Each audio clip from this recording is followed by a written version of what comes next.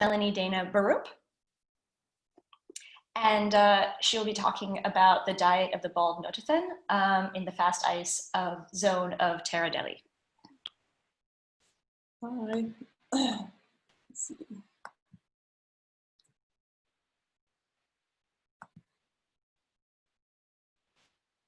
Does that look okay to everybody? Yep, we can see it. Oops. So I'm Melanie Borup, and I'm currently doing my honors at the University of Tasmania, and this is a project that I completed during my bachelor's, and I'll be continuing it this year. So just to set the scene, a little bit of background information on the importance of sea ice ecosystems. The sea ice is expected to change under future climate scenarios, potentially creating problems for organisms heavily dependent on sea ice. The species found in this environment are unique and endemic, and they're found nowhere else on the planet. We know little about the ecological and biology dynamics at play. So food webs are one way that we can understand more about the flow of energy through an ecosystem, and we can learn about competition and predation among species, and we can make inferences about resistance to change depending on the plasticity of a species' diet. So our main objective of the study was to analyze the diet of Antarctic ice-associated fish, Trematomus borchgrevink, and describe its role in the Antarctic fast ice ecosystem. So we aim to accomplish this through the stomach content analysis, which helped us to understand more about their food web placement. From there, we could understand prey dependence and make inferences about ecological changes. And then from there, we can make inferences about their resilience to change. So Tibor is a Notofeniod, which is the dominant high latitude group of fish in the Antarctic. And what makes them special, they have these glycoproteins in their body fluids, which allow it to live right at the sea ice interface in the Antarctic. And they feed just underneath the ice, but also are known to swim down into the plankton. And just a note here that they've been recently reclassified from Pagathenia. So we chose to do a stomach content analysis because we can receive direct observations on predation events and make comparisons across time and space because our samples were collected over a summer period. However, some limitations exist because organisms break down at different rates, and they're affected by evacuation rate as they move through the digestive system. And digestion can also make contents very difficult to sort. But our samples were collected at Dumont d'Urville Station in the Terra Deli region of Antarctica over the 2016-2017 summer, just using a hook and line in the fast ice zone. 77 stomachs were removed and stored in ethanol, and then they were sent to the University of Tasmania for analysis, where we performed microscopy and species identification. So after you open up this sample container, you might get something like this. This is just the stomach here shown in the picture. But after some sorting, we were actually able to discern a lot of different contents, and the diet was very diverse. So just again, we examined 77 stomachs and sorted over 1,000 specimens into 35 species or categories. And we generally found that as prey size increased, so did the fish size. So bigger fish ate bigger prey. So we sorted our specimens into 8 prey categories and used frequency of occurrence because it was recommended in the literature as the most unambiguous way to represent data, and to describe composition of diet and determine ecological patterns using the stomach content analysis. So overall, the fish had a diverse diet composition throughout the summer. And just to dive into one of the highest prey categories, the Paralabodocera antarctica. It's a calanoid copepod with a 1-year life cycle. And we were actually able to sex and life stage the copepods. And it's interesting because the time at which Tibor was taken in the fast ice is right when these copepods are emerging from the sea ice to breed. So these are just some of the characteristics that we were able to use to sex and life stage the copepods. And we were actually able to create a crude population structure. So generally our findings were consistent with the life history data in the literature. Paralabodocera emerges from the sea ice to complete their breeding season in early December. And then males mature first, followed by females, and then females persist into early January. So besides those interesting findings, what we know from this study is that Tibor is a mesopredator in the high Antarctic food web, and we were able to add several species to its known diet, notably these 3 species of closely related fish. So the zooplankton community that we found in Tibor's diet, closely related, or it didn't overlap very much with other diet studies because they were done at different stations. So the diet study completed at Showa Station had a little bit of overlap, but not very much with the station at McMurdo. So we know that Tibor is plastic in choice, and because they are able to cope with seasonal fluctuations in prey availability because Paralabodocera is only available in summer, and so they must rely on other prey during the winter time. So all of this points to a degree of plasticity in the diet choice for Tibor because they're able to deal with prey fluctuations, and that combined with a study that was done on their cardiac ability to cope with increased heat.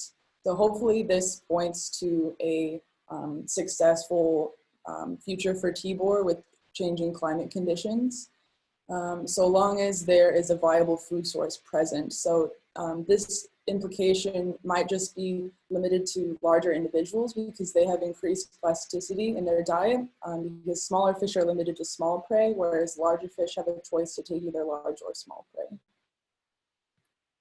So just looking over this next year, I'll be expanding this study to include stable isotope analysis of carbon-13 and nitrogen-15, as well as analyzing some phytoplankton samples and environmental data that were taken over the summer. So by combining stomach contact data with stable isotope data, we'll have a clearer picture of Tibor's diet and their role in the ecosystem. And phytoplankton will be looked at because we found some diatoms in their stomach, and we can also look at selectivity by looking at what's in the water column as compared to what we observe in stomachs. So I want to thank my supervisors and mentors for helping me with my project, and I just left my contact information here for any additional questions or information. Thanks.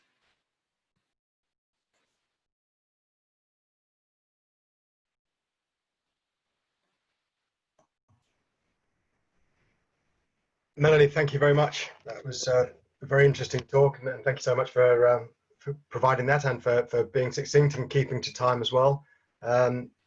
It's certainly an area of work that is right up my street. Obviously never with such high latitude, but similar type of studies from the sub-Antarctic region. So this is really interesting. I was just wondering whether or how you might get around the issue of perhaps secondary feeding and stomach contents that might actually be items that were in the prey of or in the stomachs of some of the prey items, whether you consider that as a potential issue. That's really interesting. So that, I guess, would fall underneath the work that's coming up for the stable isotopes. And I've been doing a lot of literature review on that and trying to discern different organisms, their different isotope ratios. And I guess it's just something we'll have to take into account.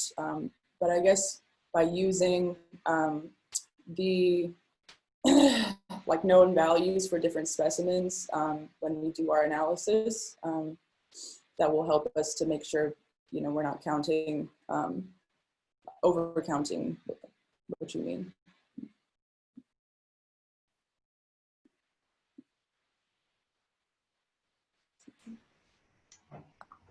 Okay, I rather stole the first question there, but I'd like to sort of throw open the floor then to anybody that has further questions for Melanie, and either raise a hand or write them in the text box.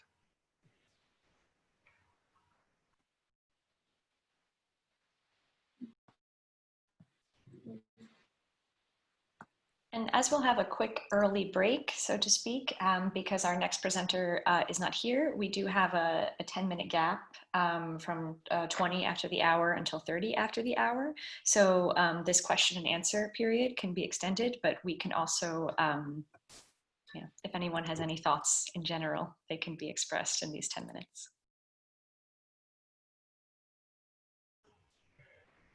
Okay, I've just seen on the chat that Ryan, I think Ryan Saunders in the UK was raising his hand. So Ryan.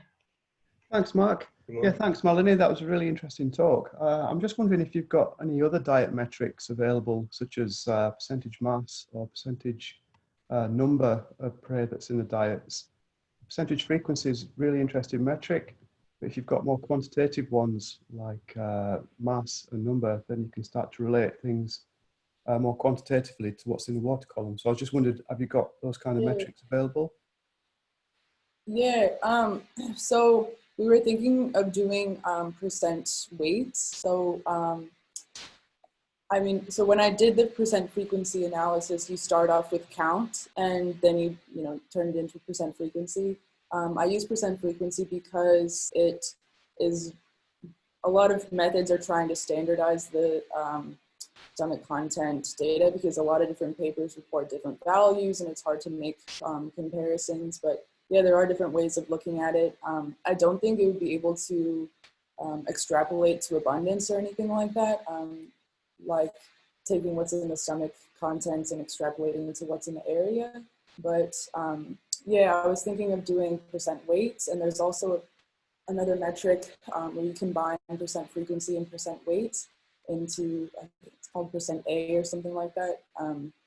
But yeah, I am interested in looking at other metrics. I just chose percent frequency because it was recommended across a few different diet studies to be kind of like a standard method.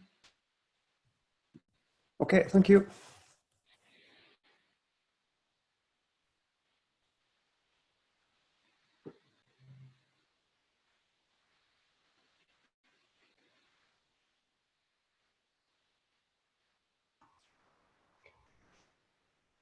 I can't see any other hands or questions, but that might be, I did manage to miss Ryan just then. So actually the text was very useful.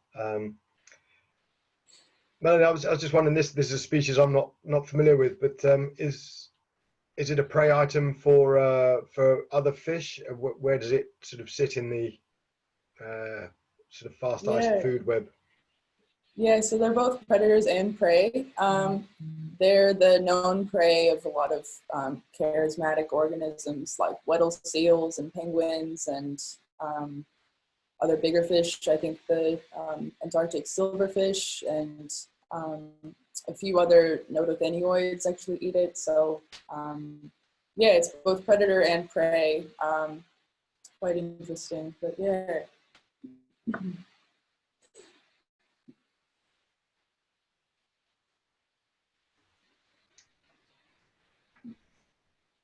Okay, thank you. Well, as Gilda said, we do have a bit of additional time now, but as I'm wondering, I mean, actually, as our speakers are sort of in the room, as it were, we could just sort of push everything forward, or if people are willing, it probably makes sense, I suppose, and then we might be able to take a larger number of questions sort of in the round at the end.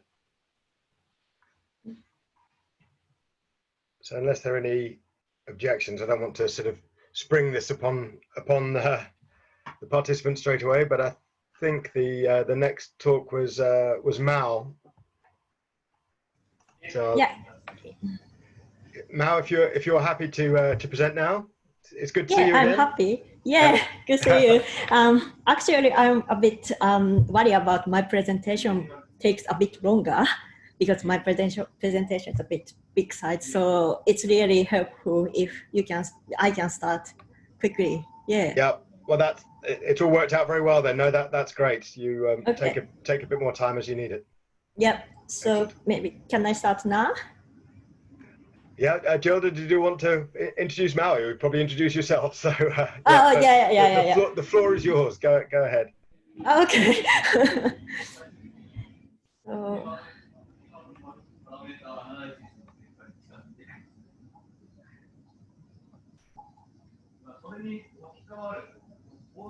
sorry. Where is the...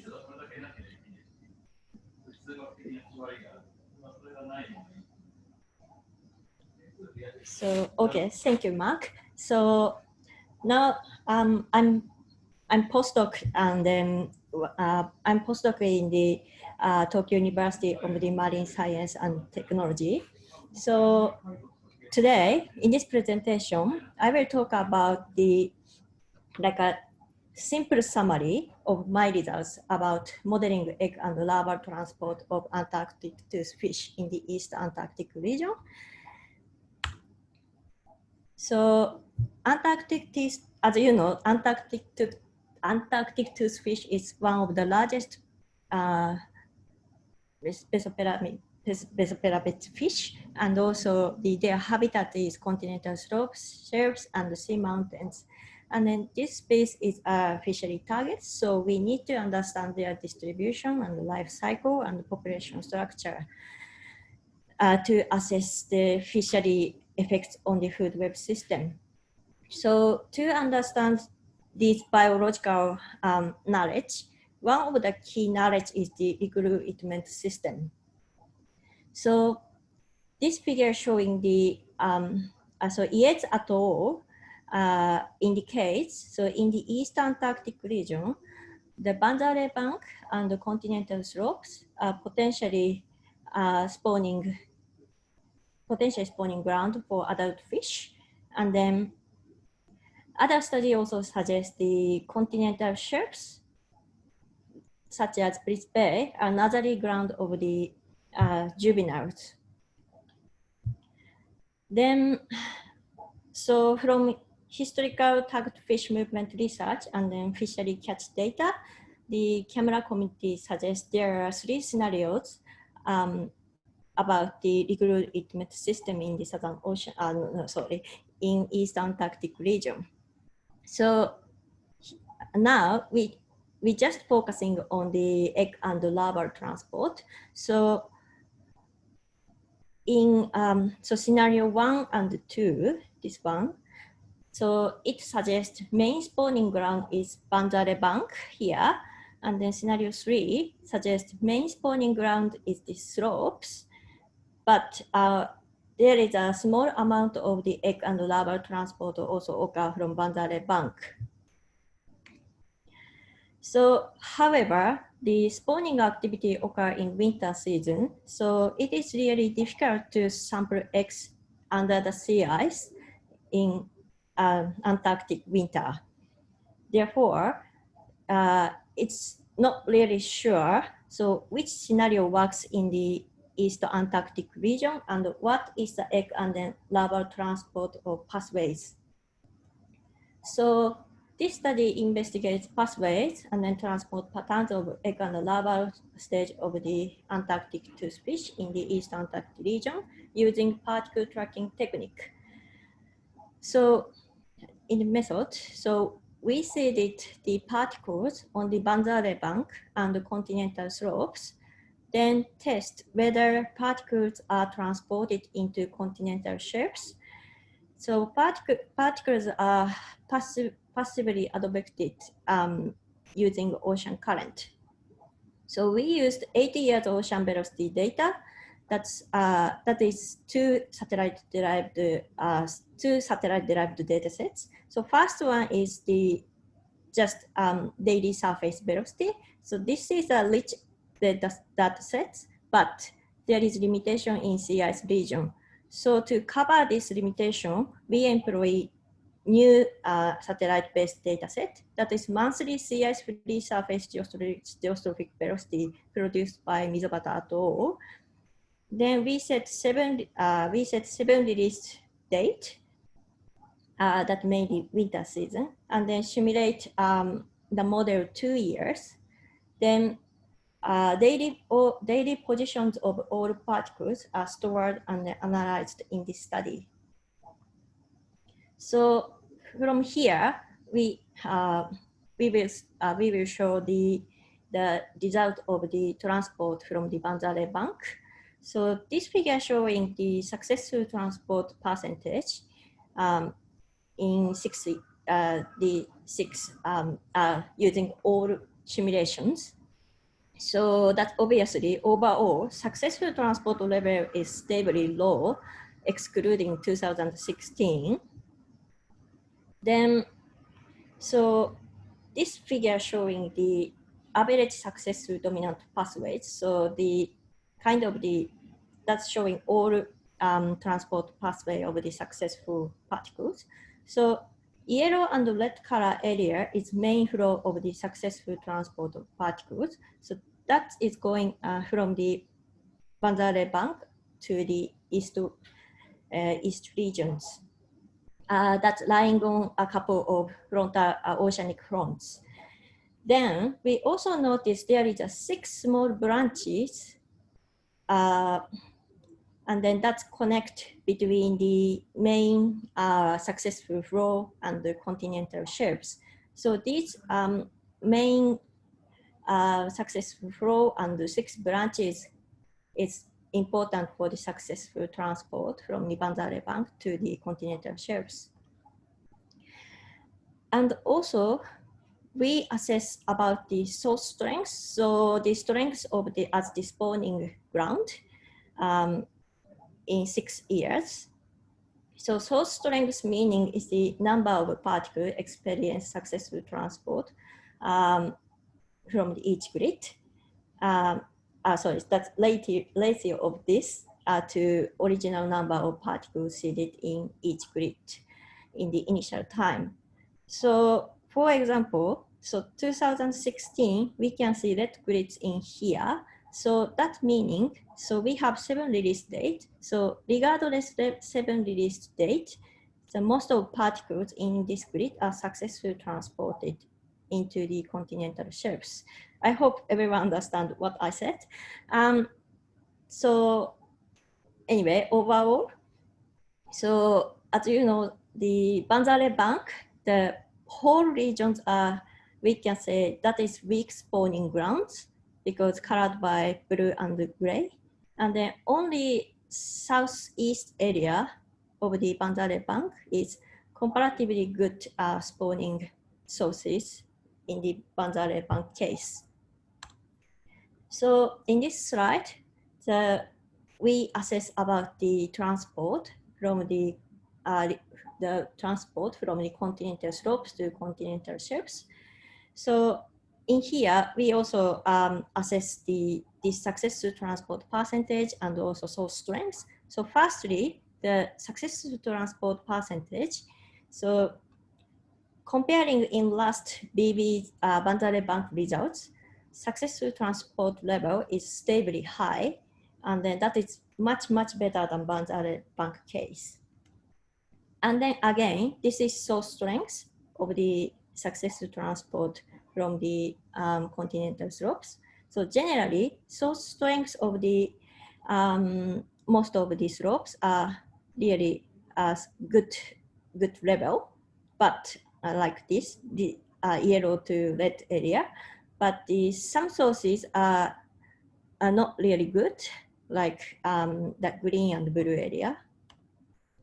So using Yates et al.'s figure, so potential spawning grounds, we pick up these 6 regions with the good high level of the high potential of the spawning grounds, and then fit these box to our results. So generally, we can say southern slopes are strong source, like here, and then northern slopes are weak source. Weak source strengths. But then this phenomena is caused by the key factors that are the ACC and the local circulation system. So for example, let's focusing on WLS area. So we can see west northern slopes, that is the weak source strength. So this area, the ACC touch the slopes and then particles are flush out eastward region. So why that is the really weak area. And then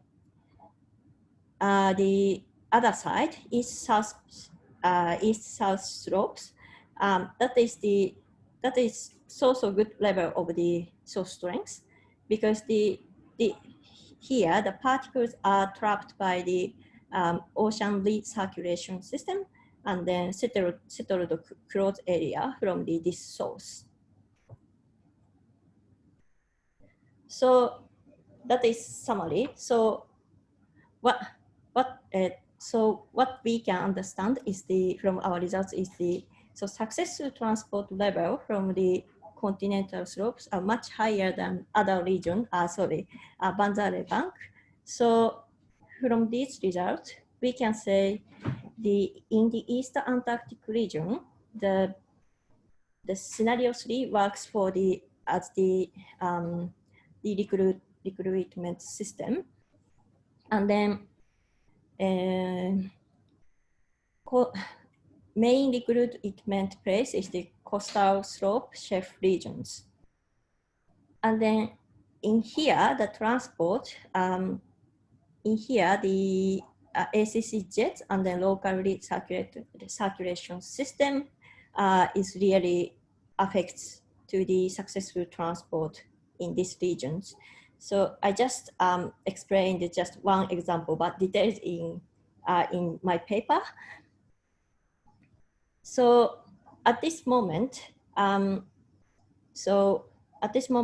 we just use two-dimensional data set, but the actually spawning depth of toothfish is assumed at a deep sea.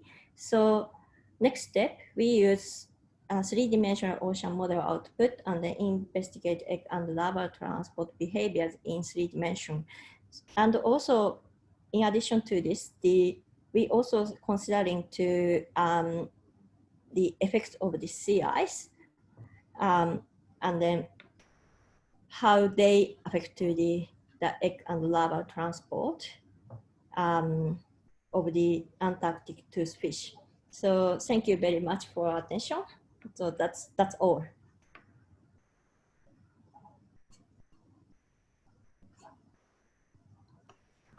Thank you very much, Mal. That was great to see this work.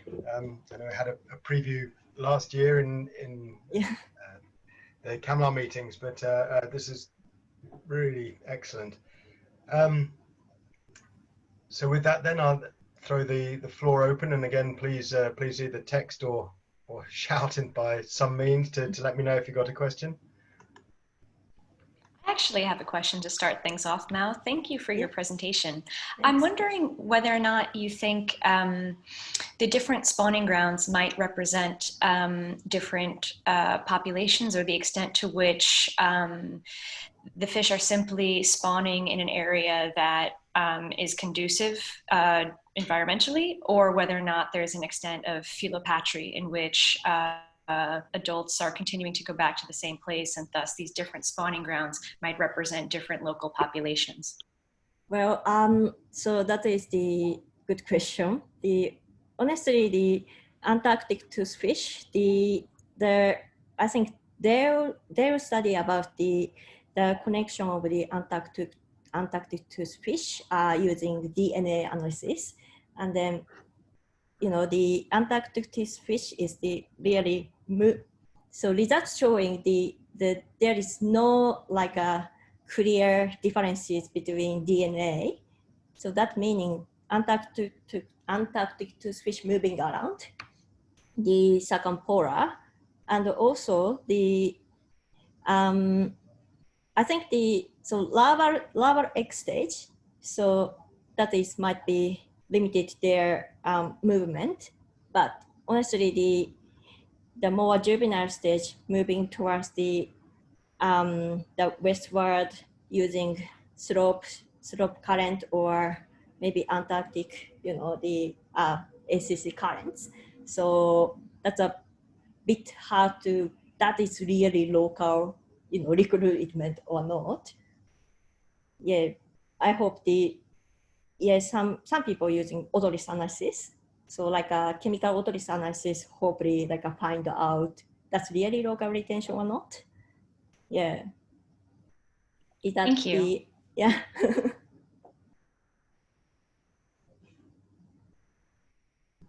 Any other questions for Mao? I actually had another one. Now I know that Steve Parker and the New Zealand team in the Ross Sea have managed to locate eggs and have started to do studies with the buoyancy. Is that going to be the sort of starting point for your developing work on whereabouts in the water column the eggs may be? Yeah. The next work. Certainly I will use their data for the three-dimensional particle tracking. Yeah, so that is just possibly at this moment my result is the particles are passively advected. So this satellite data can be explained about 300-400 meter water columns like a general flow. So might be this study like getting some idea for the like a general pattern of the transport of particles, but might be including more small variabilities such as the like a mixing or turbulence things or buoyancy data. Might be the results can be changed or not changed. I'm not sure, but we have to consider that things in the next step. Thank you, Mao. I think we don't have time for any more questions at this time, but we can always come back during the discussion section. So thank you again. And I will introduce our next speaker is Keith Reed, talking about bycatch of fish in the krill fishery, insights into Southern Ocean pelagic fish assemblages. Hello. I trust you can hear me. And I'll try and share my screen so you can see.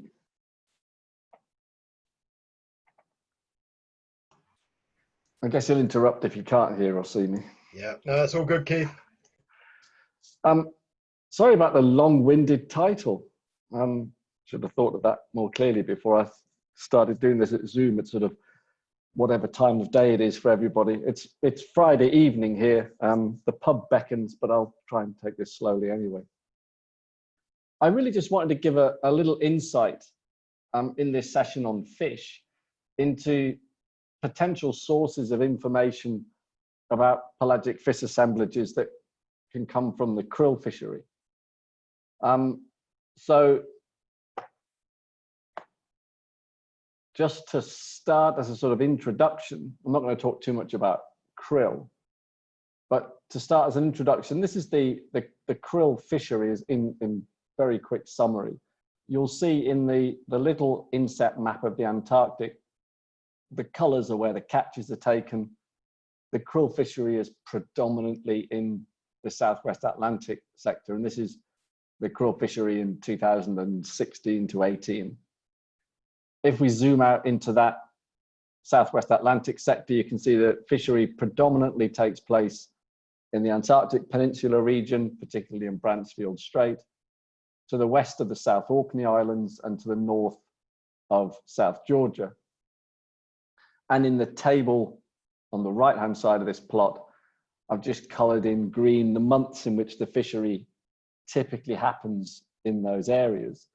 So the Antarctic Peninsula fishery tends to happen between sort of December and May, June, when the fishery usually reaches the catch limit around that time.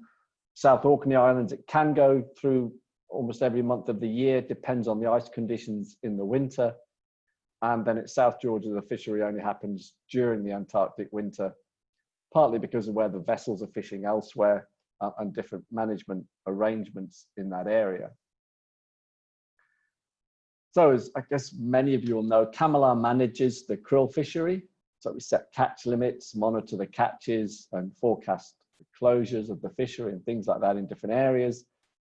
But we also require mandatory data for each haul. So for each haul, the vessels have to provide the date and the time and the location, the depth of each catch. So that's the the actual depth at which the fishing was taking place, as well as the bottom depth, and then the krill catch and any non-target catch. So that might include other invertebrates, salps, other crustaceans and fish, and anything like marine mammals and birds. On each krill vessel, there are also scientific observers who collect data on the biology and ecology of the krill that's being caught, so things like the length and sex and maturity, as well as information about the non-target catch, and in the context of this presentation, particularly on the fish.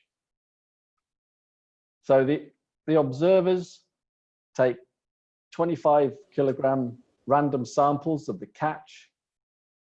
They sift through that and remove any fish in that sample. They record then the weight of each fish taxa and the lengths, measure the lengths of the individuals in each of those fish taxa. And the observers take, depending on where they're fishing and how their other tasks are arranged, they can take one or maybe even sometimes two samples a day and work through them. I think in one of the other presentations, someone has mentioned that the difficulty of identifying particularly larval fish in the Antarctic, I guess anywhere really. And we've been working within CAMLR to try to improve the ability or the potential for observers to do this with identification guides that have been developed. In this case, you'll see the copyright on these figures is to Lee Dong-won, who is a Korean observer who has spent a long time looking at fish bycatch and compiling some very excellent photographic material. And we've also been working with this sort of larval fish, particularly of interest, and looking at the genetics of those, comparing those with known samples, and really positively confirm that the observers are doing a pretty good job at identifying even those larval specimens. So these are two of the sort of commoner species, Carnodraca wilsoni and Lepidonotothen larsoni. And so for these two species, we can look at their relative spatial distribution.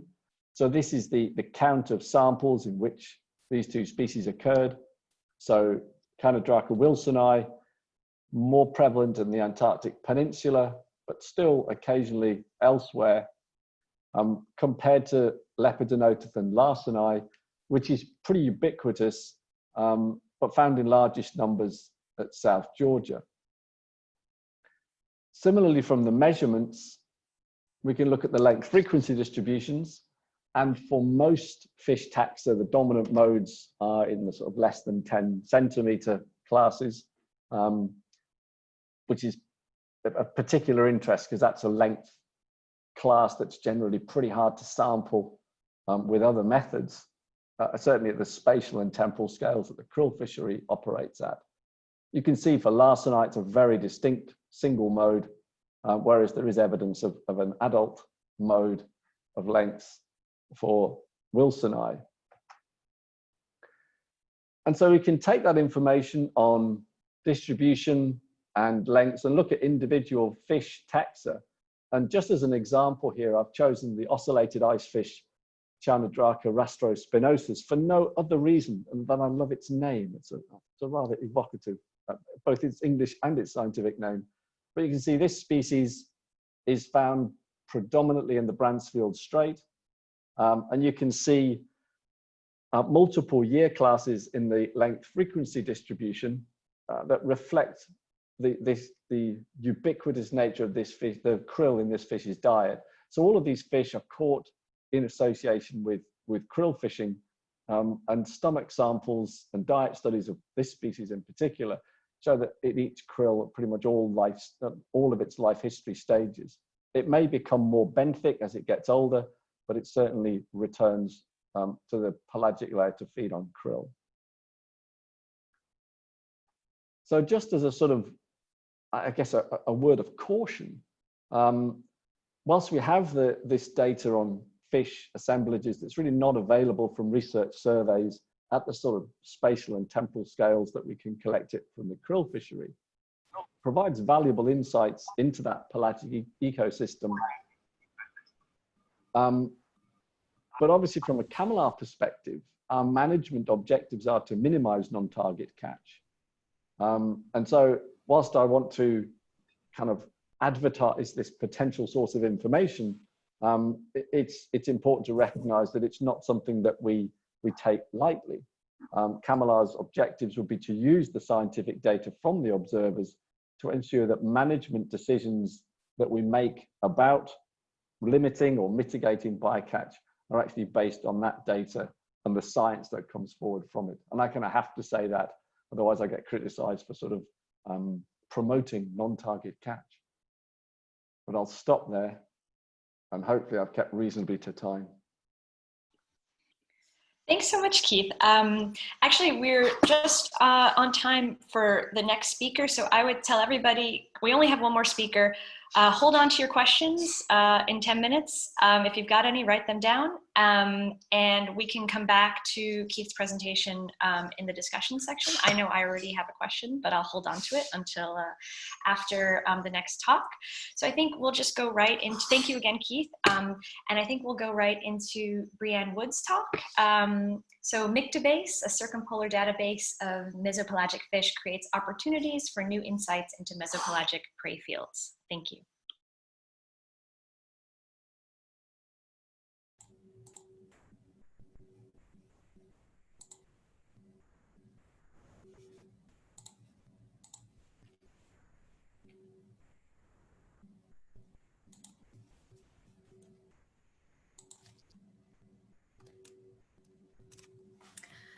Hi everyone, and good morning, good afternoon.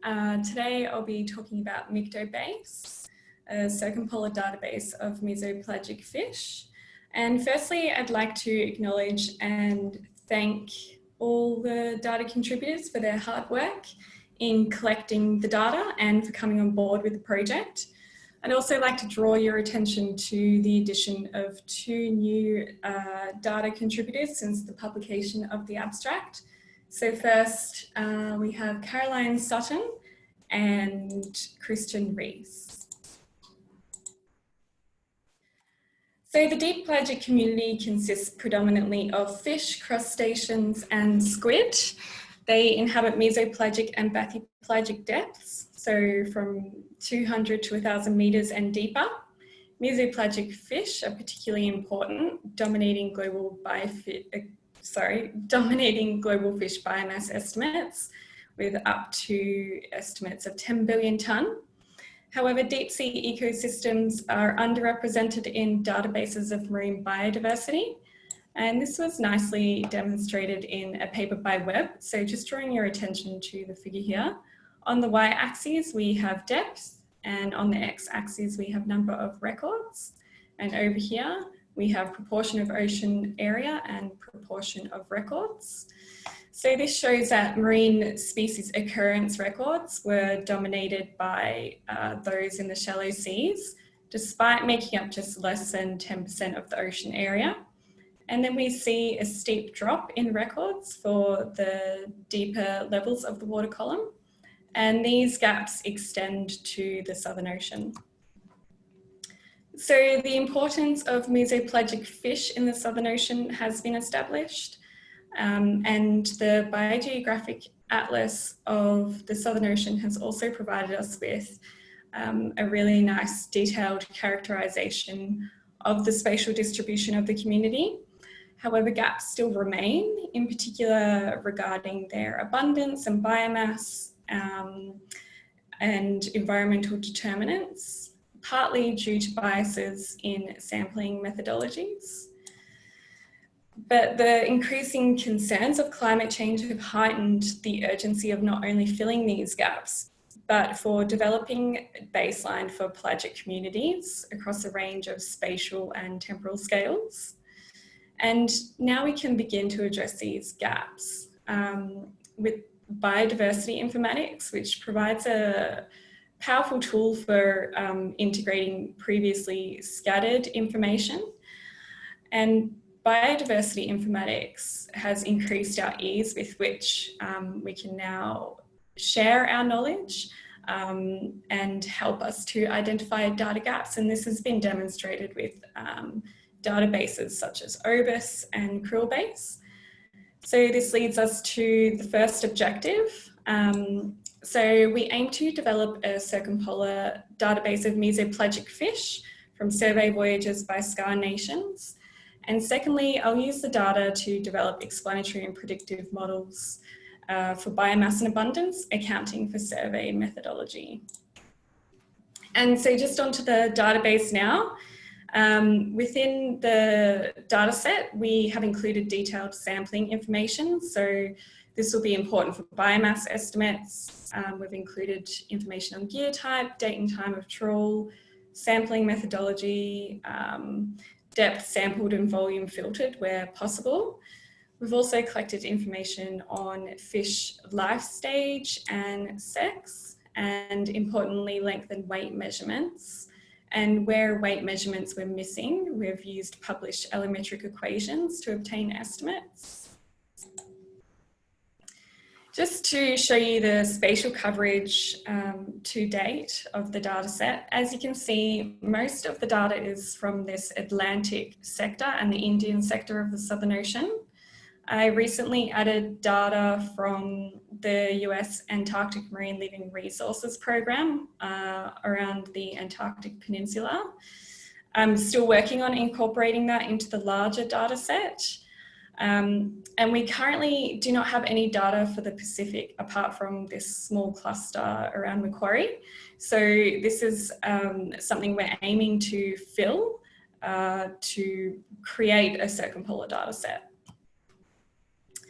Looking now to the temporal coverage of the data set, on the y-axis we have number of trawls, and on the x-axis we have time, so month and year. So as you can see, the data ranges from 1991 to 2019, and most of the trawls were performed in the summer months. And we have about less than 300 trawls in the winter months, which is what is expected with difficulties sampling in winter. And as expected, the trawls were dominated by myctophids across the entire spatial range. So we saw higher densities in the northern regions and across the Kerguelen Plateau. However, these areas were sampled using RMT25s and IYGPT, and they're larger nets, so possibly they're catching more fish. And so that's something that would be interesting to investigate. And finally, just to demonstrate the relative contributions of the dominant families in the Southern Ocean, here we've broken up the region into Atlantic and Indian sectors again. On the X, we have proportion of total fish biomass per trawl and families up the side here.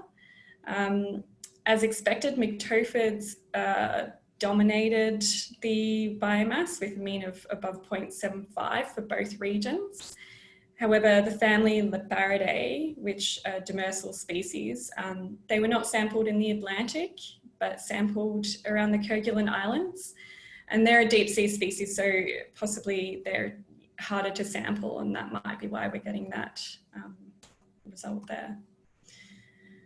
So just to, for the future, we plan to continue this work by filling some of the spatial gaps, so specifically the Pacific sector.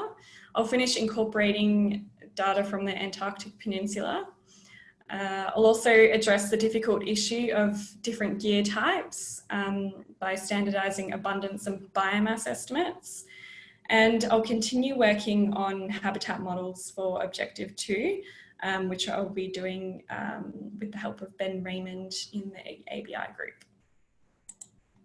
And my contact details are here if there are any questions or you want to contribute in some way.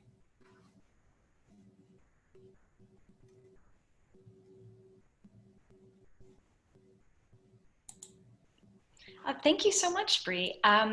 This is good timing in terms of starting our questions for Bree. And then once we have all our questions for Bree, we can open up to general questions coming back to Keith's talk and any other of the talks. But first, let's focus on Bree's talk just here. If anyone has any questions, feel free to raise your hand or put them into the chat box.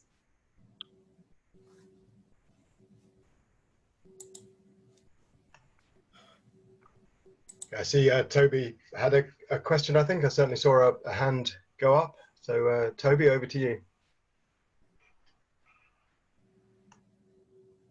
I think he might have just been clapping.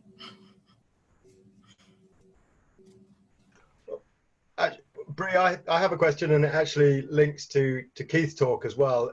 I'm aware that there are some myctophids taken as krill bycatch in the krill fishery. Have you had access to those records, and could they be incorporated into your database? Yeah, I think that is something that Anton is currently working on. So if we do get access to those records, we'll definitely incorporate them into the database.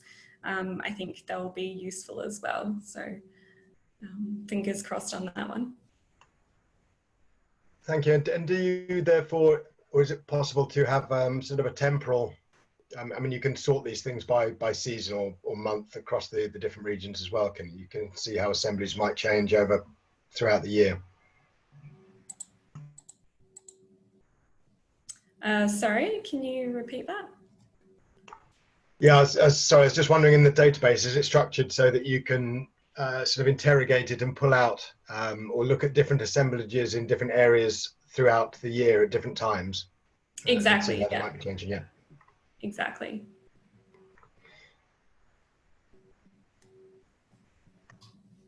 Keith, go ahead. Yeah, thanks. On the question of myctophid data from bycatch in the krill fishery, we have had some correspondence with Anton to get that data. My other question, Bree, was you showed the sort of temporal and spatial coverage, but what about the depth coverage? So you showed that sort of plot of where sort of things were in the water column, but that was the kind of the other axis on that sampling distribution, I guess, that was probably most interesting is what sort of depth range how your samples actually from? Yeah, so I didn't include depth just because of time, but we definitely have detailed depth information within the database as well. I mean, it depends on the voyage and the data set, but yeah, we've got information down to 1,000 meters, particularly for the Indian sector of the Southern Ocean. And yeah, it depends on the cruise that you're looking at. Yeah, okay. Yeah, the krill bycatch won't be down to 1,000 meters, I can tell you.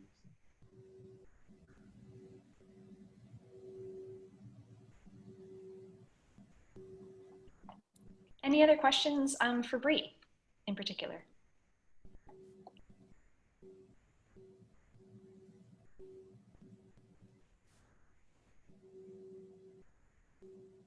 If not, and you might come up with some later during the discussion portion, which is essentially starting now, we might now open it up to questions for any of the talks that have occurred, particularly Keith's, who we didn't have time to go into questions for. So if anyone has any questions regarding any of the other talks, please feel free to raise your hand or put them into the chat box.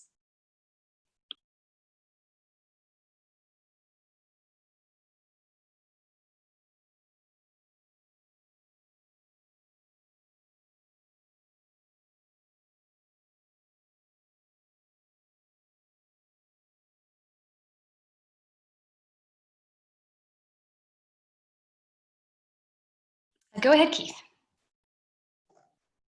Yeah, thanks. This was a question from Mao about Banzari Bank.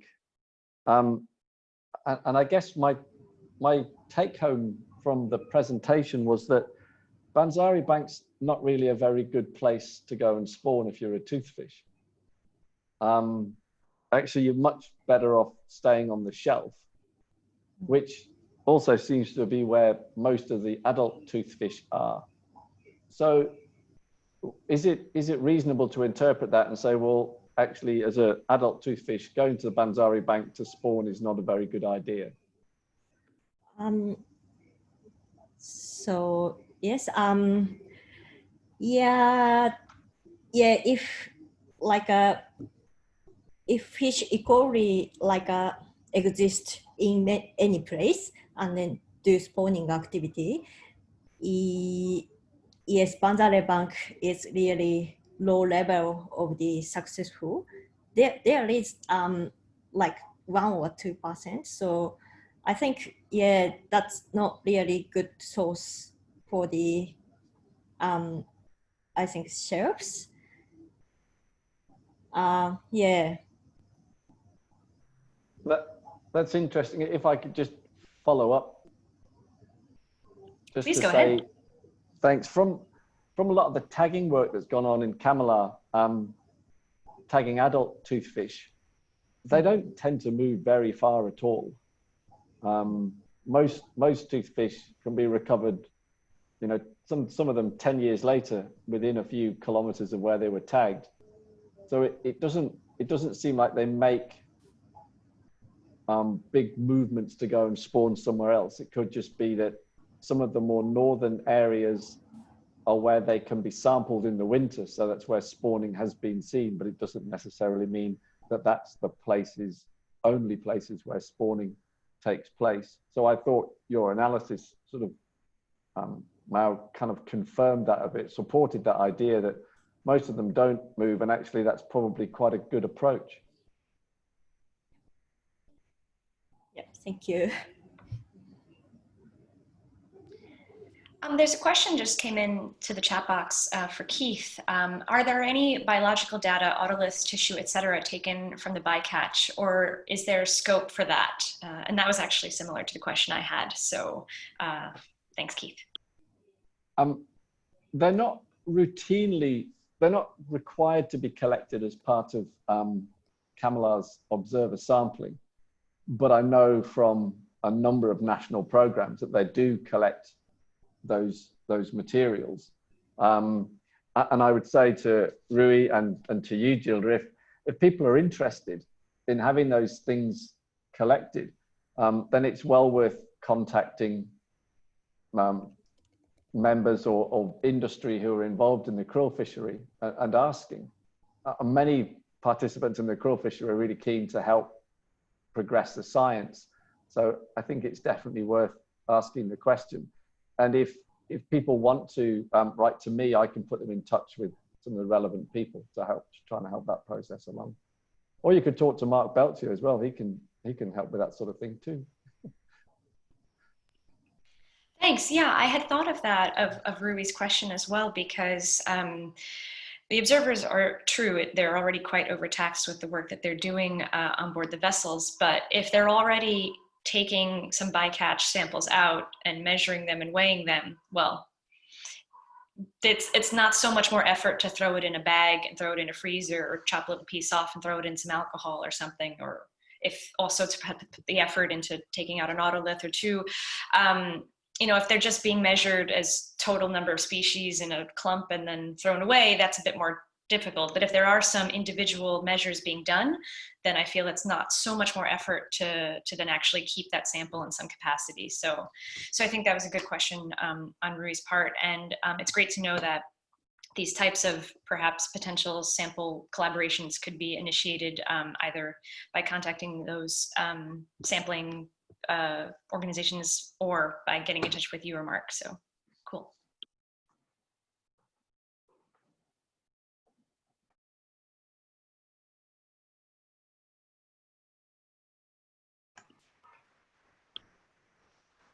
I had another, sorry for jumping in, another question for Keith actually, whether or not there's any evidence that the two different trawl methods, or the I mean, it's still conventional trawls, but the way of getting the catch on board between the sort of conventional and the pumping one, whether there was any evidence for different rates of fish bycatch when those random samples are taken, and or whether that's actually been looked at yet. I don't think there's any strong evidence for it, Mark. I think that anecdotally, people have suggested that if the fish are at the fringes of krill swarms, then it might be that conventional trawls sort of dipping in and through swarms might catch more. But I think the analysis we've done so far probably doesn't suggest a very strong effect of that. But I think one of the things that, I mean, I know that you're aware of this, Mark, but within Camelar, it took quite a long time to have a routine process in place for looking at fish bycatch in the krill fishery. And it's probably only in the last 10 years or so that we've really had a fairly routine approach with a consistent level of sampling. So it's perhaps, I think, now timely to go back and look at some of those questions, and particularly the sorts of factors that might affect bycatch, so that seasonal, depth, time of day, all of those sorts of things. You know, we've had maybe 30,000 samples collected, 18,000 of those with fish in them. I've got these numbers written down, they're not in my head. And about 48,000 fish have been, the lengths have been measured. So there's a lot of information there that we can start to look at to try to better understand the factors that affect it. So, you know, those sort of questions about the gear type effect, there might be an effect of that, but I think it's unlikely to be, it's more likely to be a sort of multi-dimensional thing with season, area, time of day, those sorts of things involved.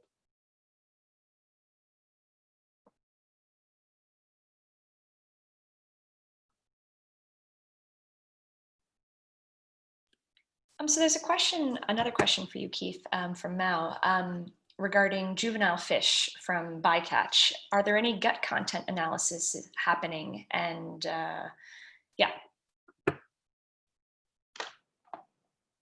I think there are some, well, I know there's some gut content analysis going on in China with, particularly at Shanghai Ocean University, and data collected by observers on the Chinese krill fishing vessels.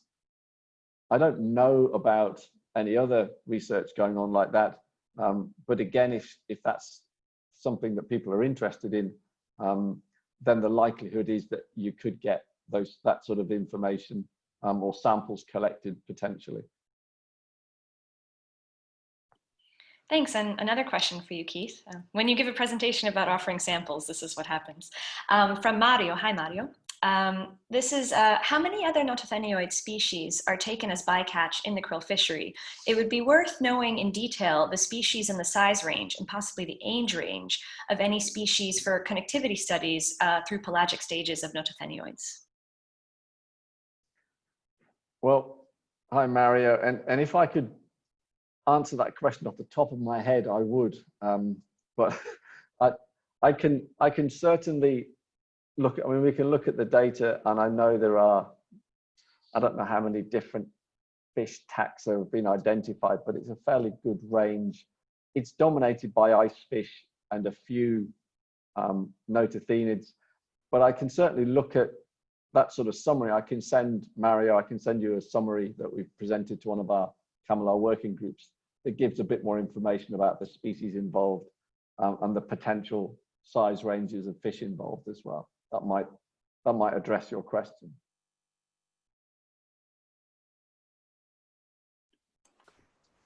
Great, thank you so much, Keith.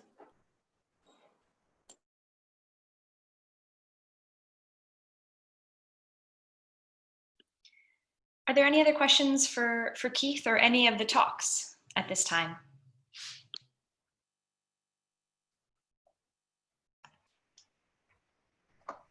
Gilda, I sort of really, it's the same sort of question to Bree, really. I think the summary statistics at the end showed, I think it was 5 groups. I was just wondering whether the sort of rarer species are recorded in that in the database as well.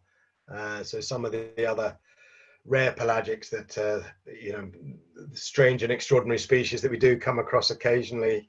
Certainly, I know from our experience around South Georgia that there's quite a diversity of some of the deep water non-myctophid mesopelagic fish, and I was just wondering whether they make it into the database as well, because I think that's very interesting, those rare species too.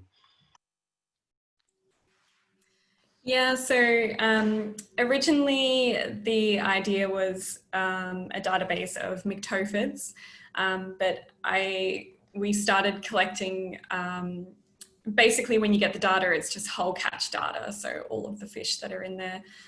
So I haven't taken out any of the species, so even the rare ones are in the database as well.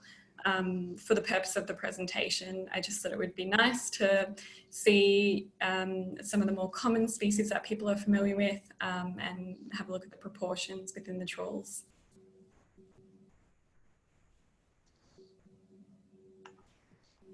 Yeah, thanks. I was just, I mean, I'll get your contact details, because I think if that's the case, there's probably additional data from the UK groundfish surveys over the years where there are other occasional rare mesopelagics that come up. Obviously, when the net's being lifted, it's generally a groundfish survey, but we do get some things that are clearly not demersal species, and I don't know whether those could be integrated in the database, but they're probably make quite interesting records. Amazing, yeah. I'll leave my email in the chat, and if you want to note it down, and yeah, I'd love to chat about it further with you.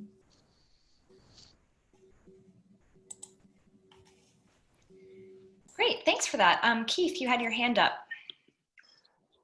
Yeah, it was actually just one more question to Bree about whether the myctobase will incorporate data from predators, natural predators of myctophids. So, I mean, particularly a long time ago, I used to work on the diet of seals and seabirds and things like that, that eat a lot of myctophids. You can get their ocliths are pretty distinctive.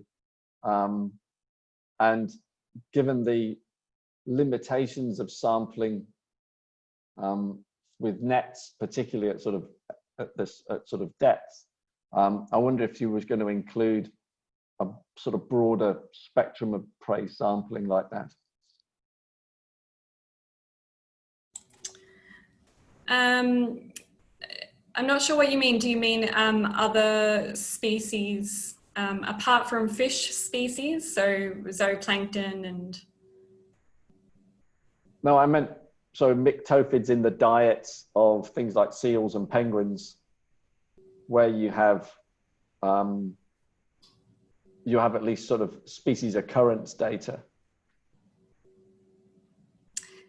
So basically, we've just added, we get the whole catch data. So for example, from RMT25, so everything that was in that net, I record into the data set. So that includes counts, length, weights, life stage, other characteristics, and all of the methodological information as well.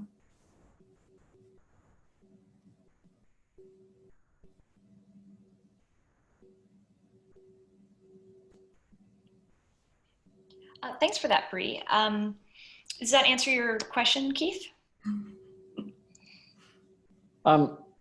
Yeah, somewhat. I think my recollection is there's an awful lot more information about myctophids from things like king penguin diet sampling at South Georgia than there are about myctophids in net samples at South Georgia, that sort of thing. Yeah, okay, I see what you're saying. Yeah, that's definitely an avenue that I can investigate further. It hadn't initially crossed my mind, but now that you've mentioned it, I think it would be worth pursuing.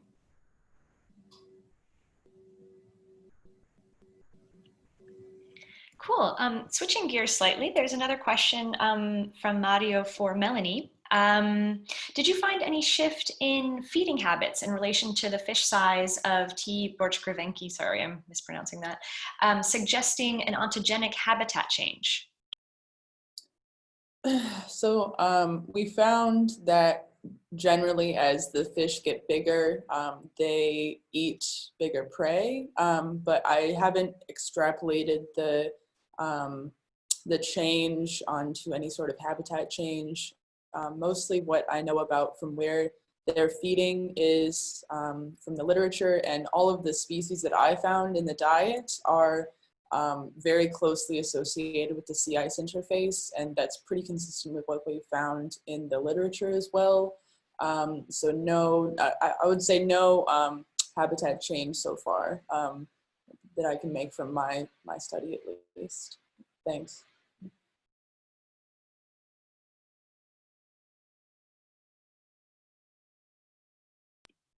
Thanks for that, Melanie. Yeah, any further questions for any of the talks? The floor is open. Hello, I've just got a question following on from Mark's suggestion about incorporating groundfish survey data into Mictobase. Is that something that could be done? Martin Collins and I are doing some analyses that show that Myctophids do actually have a benthopelagic stage, particularly around South Georgia, and it could be important densities of Myctophids are actually living on the sea bottom that we're missing in the Mesoplegic. And I'm just wondering, is there capacity to add that kind of data in there?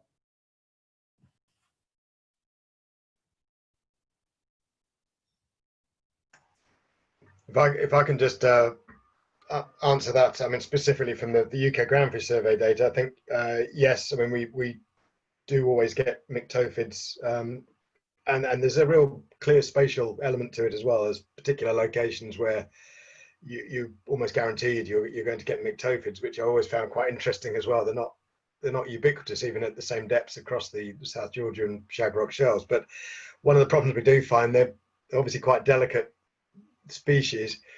It takes quite a lot of time to identify them accurately. So going back historically, wouldn't necessarily put my mortgage on them all being correctly identified when they've basically been stripped down to bare flesh.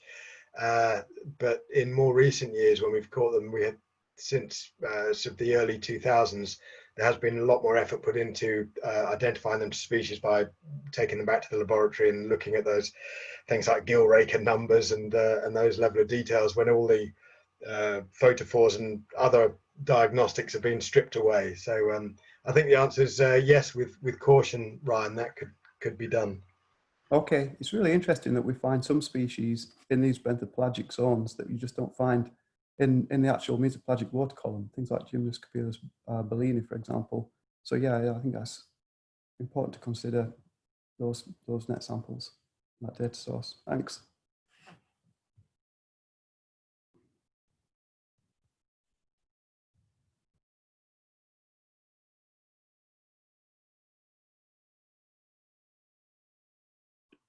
Any further questions for any of the speakers?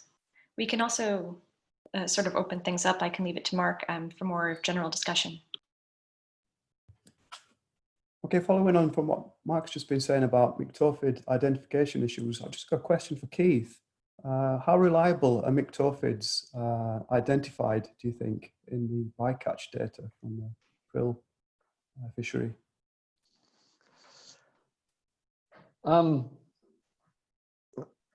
Well, it might be like pre-2000 in the South Georgia survey. You know, if you take care, you know what you're doing. It's not easy, and I think particularly in a krill net, when they come up, they're going to be pretty bashed about, and you know you don't have to bash Myctophids around very much for them to be difficult. It's one of the things where I think taking the otoliths out is probably one of the easiest ways of telling them apart in many cases. I think that's another thing where it's probably worth, in some places, collecting the Myctophids and comparing them with samples from elsewhere. But I mean, I know in that guide that we produce, it's got the photophore positions and the counts, And I know from an observer's perspective, one of the things that we tried to develop in that guide is this is maybe not the illustration you would see in a perfectly done piece of artwork of this species, but it's what it looks like when you get it out of a net. So, you know, that because I'm a birder as well, you know, there's a lot of talk about just like identifying things from the jizz of a bird, so you know what it looks like, you know what it's doing. It's not necessarily the key features they would list in a bird book, but you know if it's got 2 photophores here, that's typical of Protomictophum coreodon or something like that. But to be honest, Ryan, I would encourage you to look at that identification guide and see, well, if I was using this, how would I go? It's on the CAMLR website. I think it'll be really useful. I know it's been reviewed by people in CAMLR as well, but the more people that look at it, check it over and go, well, yeah, you might do okay with this or not, it is really, really, really valuable feedback. Yeah, that's great, Keith. Thanks. Yeah, I think the kind of bycatch data is a really important angle on this. I don't really know much information that's out there that kind of looks at the overlap between krill fishery and the impact it's having on myctophids. So I think this is an important avenue of research here. So yeah, thanks for that, Keith. Happy.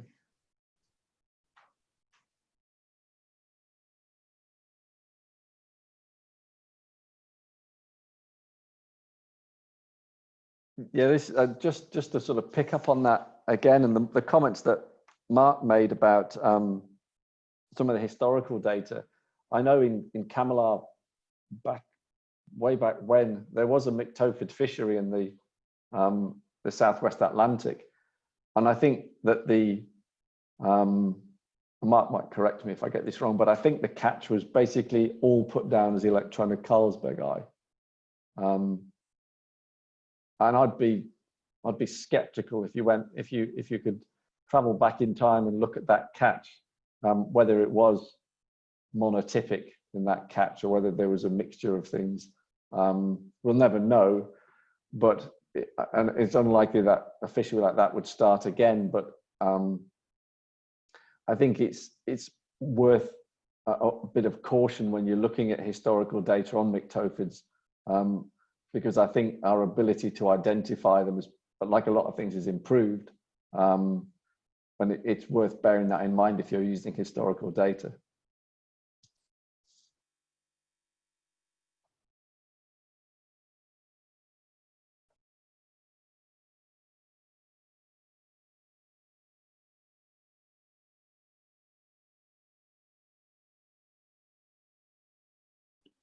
If there aren't any further questions, we might want to open things up to general discussion.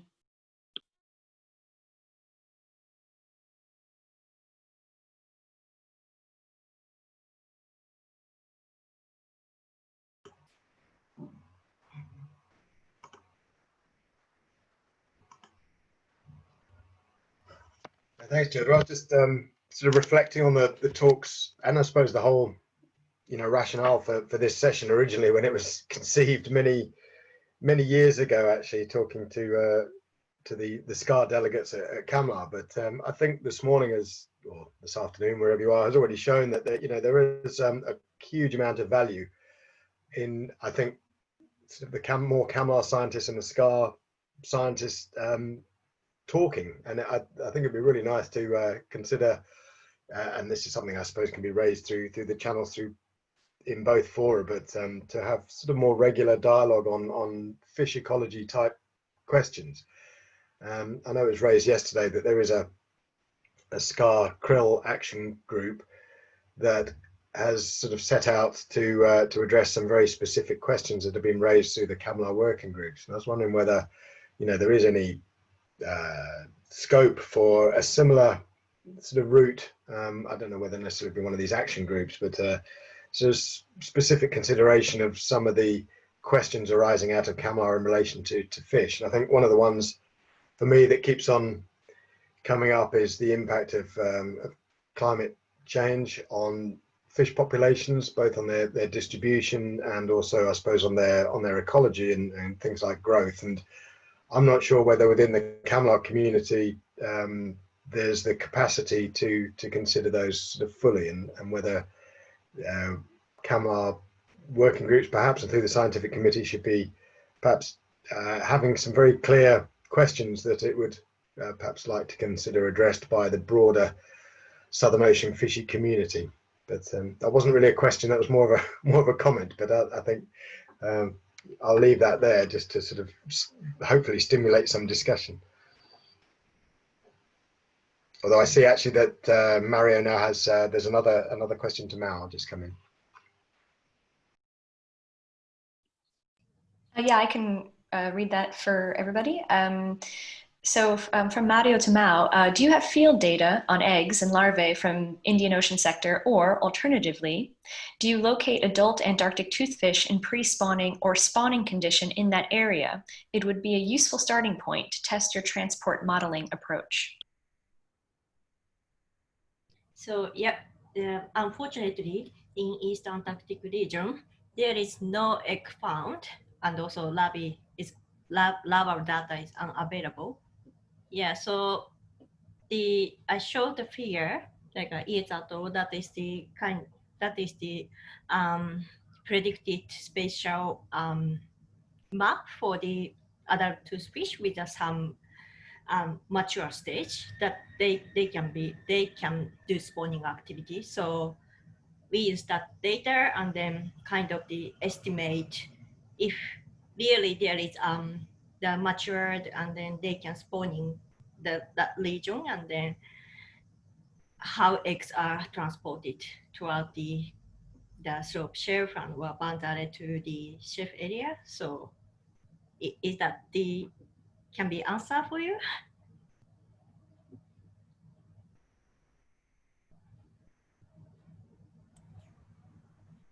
Yes, Mao, thank you so much. And just Mao, as you mentioned, one of your figures, because just a housekeeping note, if you haven't already, it would be great for those of you who presented to post your materials on the SCAR Open Science Online Science Conference website. If you need any information about how to do that, SCAR sent out that information, and I can link that in the chat box. That way, folks can peruse your work after the talks as well, and have your contact information if they want to get in touch. So if any of you haven't done so already and are interested in doing so, SCAR is providing a platform that will be open, I think, for another week at least. The website, all the materials will be available, and I think following that, they might archive that material on the regular SCAR website.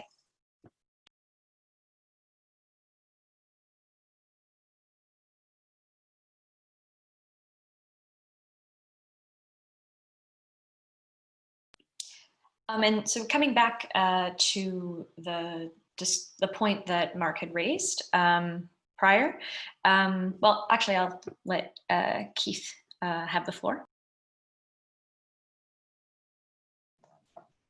Thanks, Gilda. It's so nice to be able to talk about fish and not fishing. That sort of getting excited and asking lots of questions. So I've got two questions. The first is the kind of fish. The book of Fish of the Southern Ocean was edited by Offa Gon, which is the kind of, I'd hesitate to use the word Bible, but it's the go-to book on fishes of the Southern Ocean, which I understand is being revised and updated at the moment. And I just wondered if there was any sort of, to go back to Mark's question about there being a sort of SCAR fish group, whether there might be scope for a coordinated input into that process of reviewing that or revising the fishes of the Southern Ocean. I don't know how that's all progressing. I'm aware that it's going on. And sort of on that, from a Camelot perspective, when the toothfish fishery started, one of the taxa, one of the fish species that was considered as a potential bycatch from that fishery was Vosdarus svetovoidi, which is the most difficult scientific name to pronounce ever, I think. And we've never recorded any. And I was just going to throw this question out there to the sort of Southern Ocean fish community. Has anyone ever recorded it other than the 2 specimens upon which the description is based? So the first question was about whether anyone's involved in or whether there could be a SCAR involvement in the revision of fishes of the Southern Ocean. And the other one was about a very specific fish with a hard to pronounce name.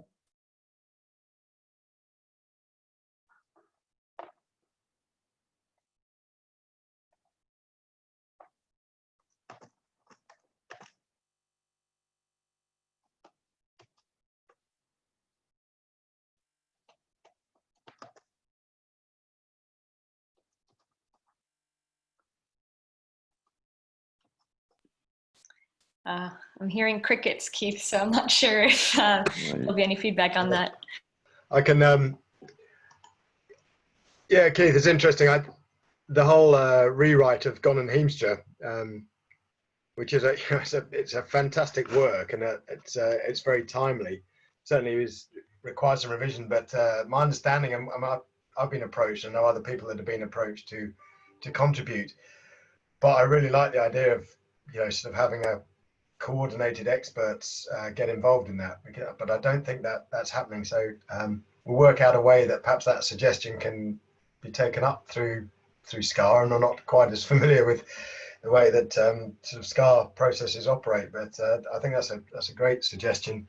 And I think linked to that is yes, the weird and wonderful unpronounceable fish that's never been seen since. It has got one of the best pictures in Gon and Heemstra, which has been intricately drawn, but on the basis of what I don't know, because I'm not aware of that, certainly from the Southwest Atlantic, ever having been taken again. So yeah, it's like the Loch Ness Monster, I think.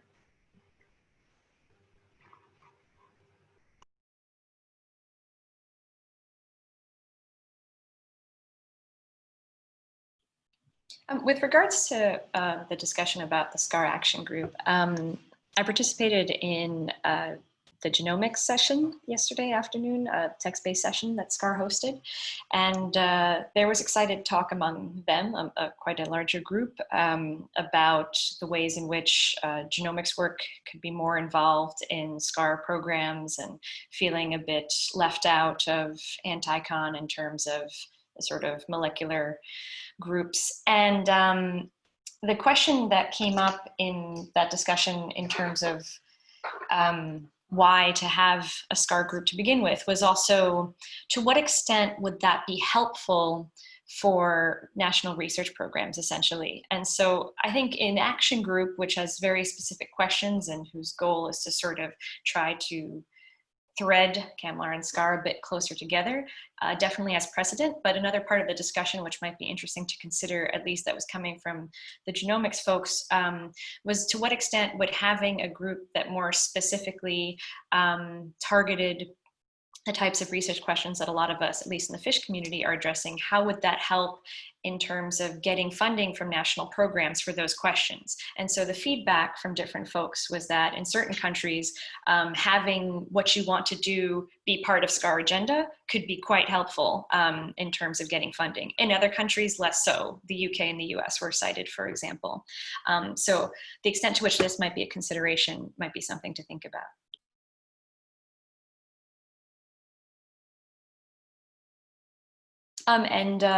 Claire just put into the chat box a good point that SCAR action groups are likely to be frozen for 2 years in the life sciences.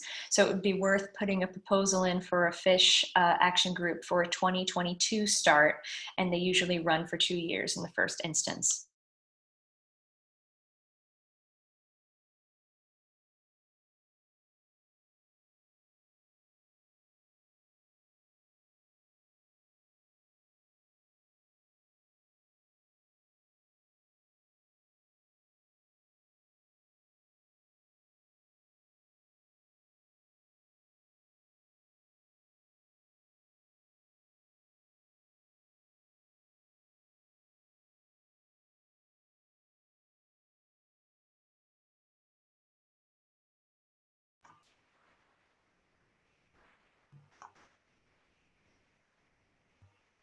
Yeah, well, I think we I mean, it's been really useful discussion, and there is more to come later on today. I'm sure it's possibly not easy for everybody in different time zones to join again. I'm sure sleep is required.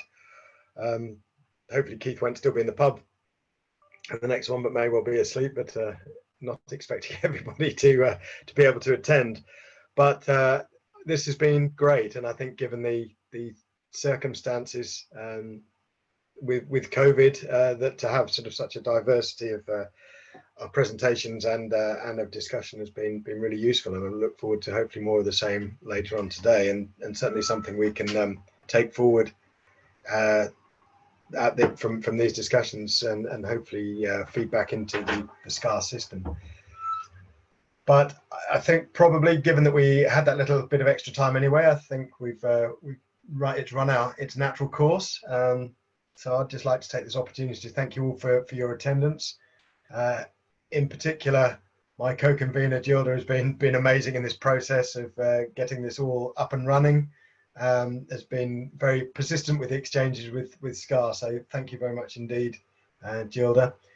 But if there are no further questions or comments, thank you all very much, and I will endeavour to see if I can get a copy of this whole event sent out and linked through SCAR for you. I have been recording, so if there are any last minute changes of heart, then let me know about the recording, but I'll aim to get that up. But if there's nothing else, thank you all very much. It's been good to see you and hear you. Yeah, just to echo what Mark said, thank you. Thanks to all of you for your assistance in working with all of our emails to get this scheduled, and thanks to Mark for his assistance in getting this together as well. As we said, this recording will be available. We will also endeavor to record the next session so that all of you folks in Asia and Oceania, where it will be at an ungodly hour, can have access to that. So this will be largely for our folks in the Americas, and anyone in Europe also, it will be at a good time as well. So yeah, thanks to everyone for your participation, getting lots of thank yous in the chat box. So yeah.